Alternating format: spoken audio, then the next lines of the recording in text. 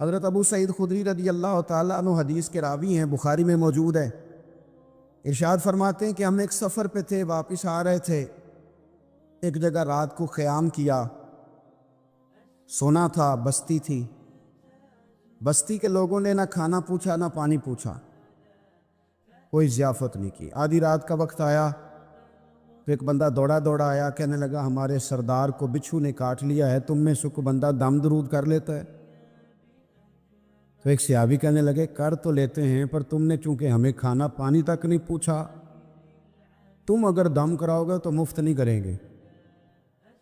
بخاری پڑھ رہا ہوں، پیسے لگیں گے۔ کتنے پیسے؟ بکریوں کا ایک ریوڑ پورا۔ شارحین نے لکھا ہے 40 بکریاں۔ کنے دما دیاں؟ او بھائی اس سے کوئی بندہ جواز نہ لے کہ پیسے لینے جائز ہیں، اس سے جواز نہ حاصل کرے۔ اب بات کو سمجھیں، پس منظر کیا ہے؟ پانی تک نہیں تم نے پوچھا۔ کچھ لوگوں کا علاج ہوتا ہے، انہوں نے کہا پیسے لیں گے دم کر دیں گے۔ صحابی نے کہا، حضرت ابو سعید خدری رضی اللہ تعالیٰ عنہ فرماتے ہیں وہ چونکہ تنگ تھے، بچھو کاٹ کے، اور سردار کو کہا چل تو صحیح نا۔ وہ صحابی گئے، سورہ فاتحہ پڑھ کے دم کیا، اور حدیث بخاری سے میں آپ کو دکھاؤں گا۔ لوگ کہتے ہیں دم کدھر سے آ گیا؟ بخاری پڑھ رہا ہوں، صحیح بخاری۔ شفا تو اللہ نے دینی ہے نا، رب کریم نے شفا دے دی۔ بکریاں لے لیں، آ گئے جہاں آرام کر رہے تھے اس جگہ۔ صحابہ میں اختلاف ہو گیا، کچھ کہنے لگے بکریاں لینی چاہیے تھی، کچھ کہنے لگے نہیں لینی چاہیے تھی۔ حضرت ابو سعید خدری رضی اللہ تعالیٰ عنہ فرماتے ہیں پھر ہم نے فیصلہ کیا چپ کر کے سو جاؤ، صبح حضور کی بارگاہ میں جائیں گے۔ اگر کریم نے کہا لینی چاہیے تھی پھر تو موج بن گئی، اور اگر کہا نہیں لینی چاہیے تھی تو بکریاں ہانک کے واپس کر دیں گے۔ مسئلہ کیا ہے؟ کہتے ہیں صبح گئے حضور کی بارگاہ میں، جا کے مسئلہ عرض کیا، یا رسول اللہ انہوں نے بھی پانی کوئی نہیں پوچھا تھا، ہم نے بھی کہا دم کریں گے تو پیسے لیں گے، تو ہم نے یہ بکریاں لی ہیں۔ شارحین لکھتے ہیں 40 تھی شاید۔ تو یا رسول اللہ اب کیا کریں؟ حضور مسکرانے لگے اور مسکرا کے پوچھا اچھا پڑھا کیا تھا؟ یا رسول اللہ سورہ فاتحہ۔ فرمایا سکھائی کس نے تھی؟ کہا یا رسول اللہ آپ نے۔ فرمایا پھر آدھی بکریاں میری ہیں آدھی تمہاری ہیں۔ اگر آج یہ ارادہ کر لینا کہ ہم نے لوگوں کو آسانیاں دینی ہیں، تو میرا یہ خیال ہے کہ صبح خیر نہیں خیر کثیر بٹنی شروع ہو جائے۔ اگر ہم یہ ارادہ کر لیں کہ میں نے لوگوں کو آسانیاں، وہ ہمارا مزاج نہیں نا، ہم آسانی لینا چاہتے۔ اگر ہم بحیثیت مسلمان تھوڑی تھوڑی خدمات سر انجام دینا لگے، تھوڑا تھوڑا سوچنے لگے، لیکن رسول کریم کی سوچ مبارک کیا ہے؟ بدر کے لوگ قیدی ہو کے آ گئے، کفار تھے وہ۔ اب حضور نے فرمایا فیصلہ یہ ہوا مجلس شورا میں صحابہ کی میٹنگ میں کہ فدیہ دیں گے اتنے پیسے تو آزاد کر دیے جائیں گے۔ کچھ لوگ ایسے تھے جو فدیہ نہیں دے سکتے تھے لیکن حساب کتاب لکھنا پڑھنا جانتے تھے۔ اب حساب کتاب کی تو دین میں بھی ضرورت ہوتی ہے نا، آپ کو وراثت تقسیم کرنی ہے، کئی کام کرنے ہیں، تو نبی پاک علیہ الصلوۃ والسلام نے بھی نا وہاں امت کا سوچا، پر میں تم اس طرح کرو مسلمانوں کے 10 بچوں کو لکھنا پڑھنا سکھا دو، میں تمہیں آزاد کر دیتا ہوں۔ وصیت قوم کی فلاح و بہبود کے لیے جو نبی پاک کے نظریات ہیں، جو حضور کے افکار ہیں، ان 10 بچوں کو لکھنا پڑھنا سکھا دو۔ یار میری سوچ ہمیشہ یہ رہتی ہے کہ میرے بچے لکھ پڑھ جائیں۔ یہ کیوں نہیں سوچتا کہ میرے محلے کے سارے بچے اگر پڑھ جائیں گے تو یہ محلہ پڑھے لکھے لوگوں کا محلہ کہلائے گا، میرے سمیت لوگ کہیں گے کہ بڑی شستہ آبادی ہے۔ میری سوچ کیوں اڑ جاتی ہے کہ فقط میرا ہی بچہ آگے نکلے، تو اپنے فیض کو کھول کے عام کیوں نہیں کرتا؟ تو یہ کیوں نہیں سوچتا کہ جو شجرے سایہ دار ہوتا ہے نا میرے بھائی، وہاں جو بھی آتا ہے وہ پھل کھا کے جایا کرتا ہے، وہ جو بھی آتا ہے وہاں پھل کھاتا ہے۔ اپنے ایک ذہن بنائیں نفع دینے کا، ایک سوچ بنائیں کسی کا فائدہ کرنے، ارادہ کرے کسی کے کام آنے کا، کسی کے لیے بہتری کرنے کا، کسی کے لیے آسانیاں فراہم کرنے کا۔ کسی کو سہولت دینے کا. میرے رسول کریم سید عالم صلی اللہ علیہ وسلم نے توجہ دلاتے تھے. حضور علیہ السلام نے فرمایا درخت بھی لگاؤ, کھیتیاں بھی لگاؤ. یا رسول اللہ صلی اللہ علیہ وسلم کچھ ملے گا؟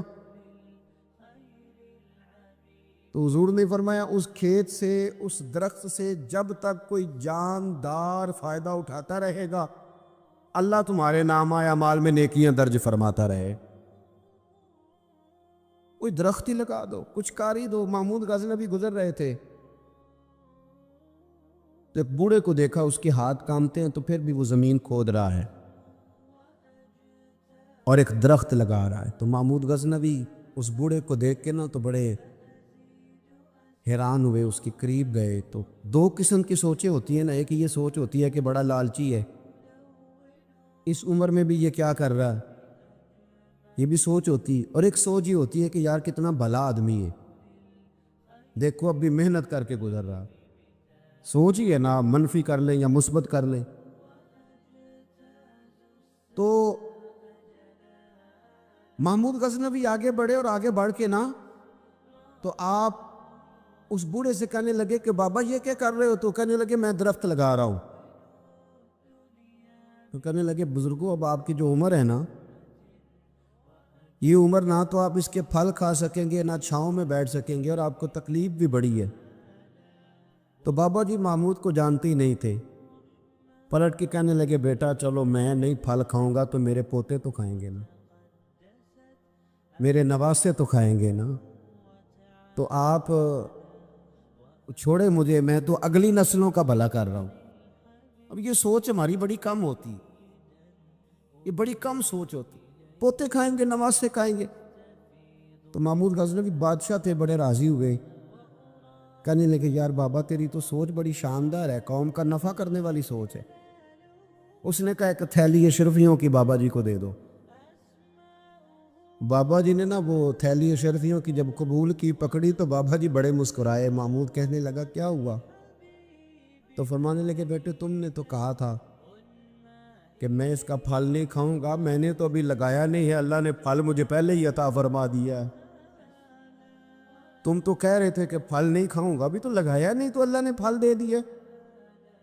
محمود بڑا راضی ہوا, اس نے کہا یار بابا تو بڑی اونچی سوچ کا مالک ہے, ایک تھیلی اور دو بابا جی کو, اور دے دو ایک تھیلی. ایک اور تھیلی دی بابا جی کو, تو بابا جی پھر ہنسے, کہنے لگے محمود میرا خلوص دیکھ, میں اللہ کے بندوں کا نفع کرنا چاہتا تھا نا, تو میں نے ابھی لگایا نہیں.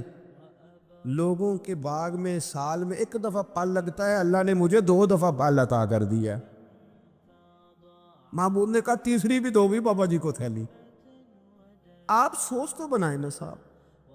ہم یہ سمجھتے ہیں کہ شاید یہ محدود ہو جائے گا, میں کسی کے بچے کو پڑھا دوں گا تو شاید وہ میرے بچے کا نصیب لے اڑے گا, میں کسی کو کچھ دے دوں گا تو شاید وہ ادھر سے آ کے نا تو ہمارا کام خراب کر جائے.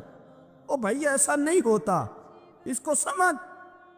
میرا رب تو بڑا کریم ہے, تو بانٹتا جاتا ہے تو اللہ تجھے نوازتا جاتا ہے, تو دیتا جاتا ہے تو اللہ تجھے عطا کرتا جاتا ہے. آپ یہ ذہن بنائیں, کسی کا فائدہ کرنے کا, کسی کا نفع کرنے کا, کسی کو کچھ دے ڈالنے, کسی کے اوپر رحمت کی برکھا برسانے کا آپ ارادہ کریں, اللہ تبارک و تعالیٰ آپ کو نواز دے گا. ہم جہاں بیٹھے ہوتے ہیں نا لوگوں کو ہماری ضرورت ہوتی ہے. حضرت عبداللہ ابن عمر رضی اللہ تعالیٰ عنہ نے 100 دینار الگ کر کے رکھا ہوا تھا, پورا 100 دینار, بہت بڑے پیسے ہوتے تھے اس زمانے میں. تو آپ کے بچے کہتے کہ ابا جی یہ پیسے سائڈ پہ کیوں رکھے ہوئے ہیں؟ تو فرماتے پتر یہ میں نے لوگوں کو ادھار دینے کے لیے رکھے ہوئے. خاصی مشکل بات نہیں کر دی میں نے, ہماری تو دکانوں پہ لکھا ہوا ہے ادھار بند ہے, موٹا کر کے لکھا ہوا ہے ادھار بند ہے, یعنی نقد والے آ جاؤ, ادھار والے بالکل نہ آنا. تو ادھار کون لیتا ہے؟ امیر آدمی. اور بھائی سنیں, ادھار کون لیتا ہے؟ غریب آدمی. اور ہمارا کیا حال ہے کہ ہم کہتے ہیں بھئی وہ یہ نہیں کہہ رہا کہ مجھے بھیک دے دو, وہ کہہ رہا یار ذرا مہربانی کرو, میں نا یہ میرے ایک دوست کہنے لگے کہ وہ کیا بنا ہے، سنا تھا ایک شخص کو پھانسی ہونے لگی، عدالت کا فیصلہ آیا۔ میں نے کہا یہ وہ لوگ تبصرہ کرتے ہیں جو پیٹ بھر کے روٹی کھاتے ہیں، یہ ان لوگوں کا تبصرہ ہے۔ وہ پیٹ بھر کے روٹی کھاتے ہیں، رات تبصرہ کریں گے، فیس بک پہ اپنی رائے دیں گے، لیکن جو آدمی آدھا کلو گھی صبح فیکٹری جانے سے پہلے گھر دے گیا تھا نا، وہ جب رات کو آتا ہے تو اس کی بیوی ڈرتے ہوئے اسے یہ نہیں کہتی کہ وہ عدالت کے فیصلے کا کیا بنا ہے، اس کی بیوی تو اس کو کہتی ہے کہ وہ جو آپ گھی لائے تھے وہ ختم ہو گئے۔ اور سویرے بچوں نے جب سکول جانا ہے تو پراٹھے بنانے کے لیے میرے پاس گھی کوئی نہیں ہے۔ یقیناً آپ کو تکلیف ہوگی، تو اب کرنا کیا ہے؟ تو میرے بھائی ان کو کہاں تبصرہ یاد رہتا ہے کہ آج نئی بات کیا ہوئی ہے، تو کوئی نئی خبر سناؤ کہ اور پھر سناؤ تو کوئی نئی تازی، یہ باتیں تو ان کو یاد رہتی ہیں جو پیٹ بھر کے کھاتے، جن کو پھر کوئی فکر نہیں۔ ان لوگوں کے یہ کام ہے، وہ کریں گے سیاسی تبصرے۔ وہ کسی شخص نے کیا خوب کہا تھا کہ غربت نے میرے بچوں کو تہذیب سکھا دی، اب سہمے ہوئے رہتے ہیں شرارت نہیں کرتے۔ غربت نے میرے بچوں کو تہذیب سکھا دی، وہ اب سہمے ہوئے رہتے ہیں، وہ شرارت نہیں کرتے۔ وہ نہیں شرارت کرتے اس لیے کہ وہ تو کونے میں لگے بیٹھے ہیں کہ کسی غریب کا کھلونا نہ ہمارے ہاتھ سے ٹوٹ گیا، وہ سہمے ہوئے رہتے، وہ شرارت نہیں کرتے۔ تو میرے عزیز، حضرت عبداللہ ابن عمر 100 دینار ہے، ابا جی یہ کس لیے ہے؟ تو فرماتے یہ میں نے ادھار دینے کے لیے رکھا ہوا ہے۔ حضور کیا مطلب؟ فرمایا میرے نبی پاک علیہ السلام نے فرمایا ہے کہ کسی بندے کو تم نے اگر قرض لینا ہو نا، تو وہ غریب ہو تو اس پر تم آسانی کرنا، اور جتنے پیسے تم نے لینے ہوئے اگر وہ تنگ دست ہو تو آسانی کرنا۔ فرمایا جتنے پیسے تم نے لینے ہوئے، جتنے دن گزر گئے، اللہ روزانہ اتنے پیسے صدقہ کرنے کا تمہیں ثواب عطا فرمائے گا۔ تو میں نے یہ غریبوں کی مدد کے لیے رکھے ہوئے ہیں۔ کوئی غریب لے جاتا ہے اپنا کام چلا لیتا ہے، پھر وہ واپس کر دیتا ہے تو میں کسی نئے کو دے دیتا ہوں، تو اپنا کام چلا لیتا ہے۔ یارو ہاں کچھ لوگ ایسے ہوتے ہیں جن کے جنازوں پہ لوگ آ کے بتاتے ہیں، جنازوں پہ آ کے بتاتے ہیں کہ جب میری بیٹی کی شادی تھی تو یہ بابا رات کی تنہائی میں آیا تھا۔ جنازوں میں آ کے لوگ بتاتے ہیں کہ ہاں فلانی سردیوں میں جب میرے کپڑے میرے پاس موجود نہیں تھے تو یہ آیا تھا مجھے جوڑا دینے۔ اور پھر لوگ بہت بڑے پروفیسر، لیکچرار، عالم فاضل آ کے بتاتے میرے پاس کتابوں کے پیسے کوئی نہیں ہوتے تھے، پر یہ مرد قلندر تھا جو ہر امتحان سے پہلے آتا تھا اور آ کے مجھے کہتا تھا کہ یہ پیسے رکھ لو، کوئی نہیں میں لے لوں گا، واپس ہو جائے گا۔ یار آپ کسی کو آسانی دینے کا ارادہ تو کریں۔ مسلم شریف کی حدیث ہے، میرے رسول کریم سید عالم صلی اللہ تعالیٰ علیہ وسلم نے ارشاد فرمایا کہ تاجر قیامت میں اللہ کی بارگاہ میں کھڑا کیا جائے گا تو اللہ فرمائے گا جاؤ میں نے تمہیں جنت دے دی، جاؤ جنت میں۔ تو پتہ تو سارا ہے نا سردار نکیتیاں میں، تو وہ اللہ کے حضور حاضر ہو کے عرض کرے گا مالک میں تو اپنی خطائیں جانتا ہوں کتنی زیادہ ہیں، اللہ میں تو مستحق نہیں تھا، تو میرے مالک یہ جو کرم ہوا ہے اس کا سبب پوچھ سکتا ہوں؟ سبب کیا ہے اس کرم کا، اس رحمت کا؟ تو رب کریم ارشاد فرمائیں گے کہ جب تم نے دکان پہ جو سیل مین رکھے ہوئے تھے، جب تم ان کو بھیجتے تھے لوگوں سے پیسے لانے کے لیے، کیا ریکوری کرنا کہتے کہ گرائی بھی عقید ہے، تو وہ جب تم بھیجتے تھے لوگوں کو تو کیا کہہ کے بھیجتے تھے؟ ذرا بتاؤ تو صحیح، تاجر ہے، سادہ آدمی ہے، تو وہ کہتا ہے اللہ میرے دل میں تیرے بندوں کا بڑا خیال تھا تو میں یہ کہہ کے بھیجا کرتا تھا کہ جس کے پاس ہوئے اسے لے لینا، اور جو تنگ دست ہوا نا اسے تنگ نہ کرنا، اگلی دفعہ لے لیں گے۔ تو رب کہیں فرمائے گا تو میرے بندوں پہ آسانیاں کرتا تھا تو میں تیرے اوپر آسانی نہ کروں؟ یہ مسلم شریف کی حدیث ہے، میں آسانی نہ کروں؟ وہ تیرا یہ لفظ کہ جو تنگ دست ہے اسے وسعت دے دو، کوئی نہیں کل پرسوں ترسوں آ جائے گے، فرمایا بس اسی کی برکت سے آج میں نے تجھے جنت دینے کا ارادہ کر لیا۔ میں کبھی کبھی محسوس کرتا ہوں ہمارے احساسات میں تیزی کے ساتھ تنگی آئی، سوچ کا دائرہ کار محدود ہوا، محدود. کہ ہم تھوڑے سے مذہبی لوگ ہیں نا، ہر آدمی کا اپنا شعبہ ہوتا ہے، آپ کا بھی شعبہ ہوگا. لوگ کہتے ہیں حضرت جی ٹائم دے دے، سیالکوٹ میں فلانی جگہ پہ محفل کرنی ہے، تو میں کہتا ہوں کہ یار وہاں محفل ہوتی ہے وہیں آ جانا. کہتے نہیں ہم نے اپنی کرنی ہے. تو میں کہتا ہوں وہ کس کی ہے؟ یعنی وہ جو آپ نے اپنی کرنی ہے، یعنی اس مسجد میں آپ آئے تھے تو اب آپ اس مسجد میں بھی آئیں. تو صاحب میں آپ کے محلے میں آتا، جی وہ مسجد جو تھی نا وہ جنوب والی تھی، اب شمال والی میں ٹائم دے. وہ ان کی مسجد میں آپ آئے تھے، فلانے علامہ صاحب کی، ہماری تو نہیں آئے.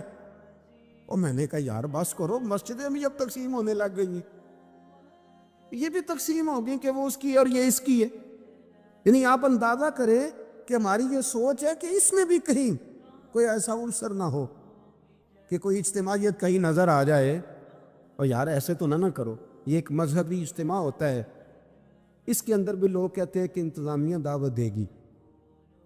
یہ کس کے دین کا کام ہو رہا ہے؟ اللہ اور اس کے رسول کے. تو اس کی انتظامیہ کچھ 6 بندوں پہ مشتمل ہونی چاہیے کہ ساری امت انتظامیہ ہونی چاہیے. لیکن ہم نے نا یہاں بھی تقسیم کر لی، یہاں بھی گروہ بندی کر لی، یہاں بھی ہمارا مزاج اور طرح کا بن گیا.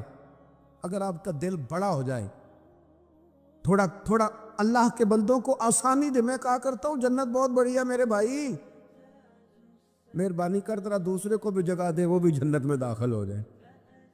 وہ بڑی وسیع ہے، تو تھوڑی مہربانی کر، اتنا محدود نہ کر اس کو، تھوڑی سی نا آسانی کر. اللہ بڑا کریم ہے، جگہ دے انشاءاللہ تعالیٰ. جو کسی اور کا مرید ہے وہ بھی جنت میں جائے گا اللہ کی فضل، وہ بھی جائے گا، پر تھوڑی گنجائش دے، محل دے کے وہ بھی جائے گا. نے تو بڑا محدود کر کے رکھا ہوا. میرا خیال ہے مشکل سے 25-30 لوگ ہیں اگر ہم جانے تو اپنے محلے میں سے، باقی تو سب کے لیے ہم نے بین کر دیا. خدا را یوں نہ کرے، اس سے دقت ہوگی. داتا گانجی بخش علی حجویری رحمت اللہ تعالی علیہ کشف المعجوب میں فرماتے ہیں کہ ایک شخص نہ پہاڑ کی چوٹی پہ عبادت کرتا تھا، تو لوگ اس سے ملنے کے لیے جایا کرتے تھے. تو رستے میں نا ڈھلان بڑی سخت تھی، لوگ اس کے اوپر سے جب چڑھ کے جاتے نا تو اکثر لوگ گر جاتے. اس کے دل میں ایک دن خیال آیا کہ یہ ڈھلان نہ ہوتی تو کیا ہوتا. تو رب کریم نے اس وقت کے پیغمبر علیہ السلام کو وہی فرمائی کہ اسے کہو تو میری تخلیق پہ اعتراض کرتا ہے، نہ ہوتا تو کیا ہوتا. فرمایا اسے کہہ دو کہ تیرا نام میں نے اپنے نیک بندوں کی صف سے کاٹ کر نافرمانوں کی صف میں لکھ دی. وہ کہہ دو. اللہ کے نبی نے پیغام دیا تو وہ سجدے میں گر گیا. اور تجھے کیا ہوا؟ کہنے لگا حضور آپ نے کہا ہے نا کہ اللہ نے میرا نام لیا. میں کہاں، اور میرے رب نے میرا نام لے لیا ہے. حضور چلے، میں تو سمجھتا تھا میں کسی کھاتے میں نہیں، اللہ نے میرا نام لے لیا، یعنی میرا نام. اسے تو وجد ہو گیا. وہ پیغمبر کی بارگاہ میں عرض کرنے لگا حضور آپ میرا پیغام اللہ کے حضور عرض کر دیں گے؟ کہا ہاں میں کہہ دوں گا. تو وہ عرض کرتا ہے حضور اللہ کی بارگاہ میں یہ عرض کیجئے کہ یا اللہ میرے لیے جہنم کا فیصلہ تو ہو ہی گیا ہے، لیکن مالک میرا دل کرتا ہے کہ میرا وجود اتنا بڑا کر دے، اتنا بڑا کر دے. تو قادر ہے اتنا بڑا کر دے کہ ساری دوزخ میں ہی پورا آ جاؤں. اللہ میرا دل نہیں کرتا تیرا کوئی اور بندہ جہنم میں جائے. میری طبیعت نہیں مانتی کہ تیرے محبوبوں کا کلمہ پڑھنے والے، تیرے نبیوں کا کلمہ پڑھنے والے دوزخ میں چلے جائے. اللہ تو ساری دوزخ میرا وجود بڑا کر کے نا تو بھر دے. آواز قدرت آئی، نبی سے فرما دیجئے کہ یہ اگر میرے بندوں سے اتنا پیار کرتا ہے تو میں اس سے پیار نہ کروں. اسے کہہ دیجئے اس کے گناہ بھی بخش دیے، اسے ولیوں میں بھی شامل کر لیا، اور قیامت میں یہ جس کی سفارش کرے گا اللہ سب کو جنت عطا کر دے گا. پر یہ ہے کہ پروگرام ہی نہیں ہے. حضرت خواجہ حسن بصری رضی اللہ تعالیٰ عنہ یہ حضرت علی کے شاگرد ہیں، مولا علی شیر خدا کے شاگرد ہیں. اور ایک روایت ایسی بھی ملتی ہے کہ بچپن تھا ان کا تو نبی پاک کے گھر چلے جاتے تھے. تابعی ہے، بہت چھوٹے تھے جب حضور کا وصال ہوا، صحابہ کے شاگرد ہیں. ایک دفعہ حضرت ام سلمہ کہتی ہیں کہ نبی پاک صلی اللہ علیہ وسلم کا بچا ہوا پانی پڑا تھا تو وہ بھی حضرت حسن بصری اٹھا کے پی گئے.